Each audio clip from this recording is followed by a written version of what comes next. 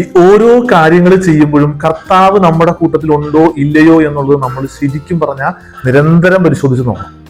അതിന്റെ തുടക്കത്തിൽ മാത്രം പരിശോധിച്ച് നോക്കിയാൽ പോരാ. ഇടയ്ക്കിടയ്ക്ക് പരിശോധിച്ച് നോക്കണ ഒരു ശീലം നമുക്ക് ഉണ്ടാവണം.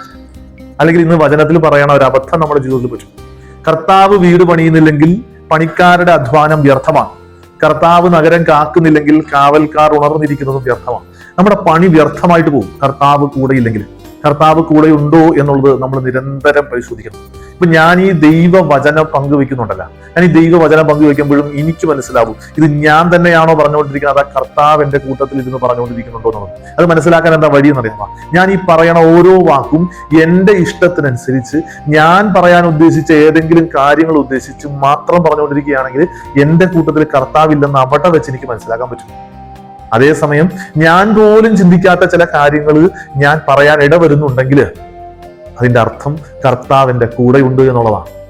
അതുകൊണ്ട് നമ്മൾ ചെയ്യണ കാര്യങ്ങളിലൊക്കെ നമ്മൾ ചിന്തിക്കുന്നതിന്റെയും നമ്മൾ ആഗ്രഹിക്കുന്നതിന്റെയും അപ്പുറത്തേക്കോ ഇപ്പുറത്തേക്കോ ഒക്കെ ആ കാര്യം പോകുന്നില്ലെങ്കിൽ അത് നമ്മൾ മാത്രം അധ്വാനിച്ചുകൊണ്ടിരിക്കുക.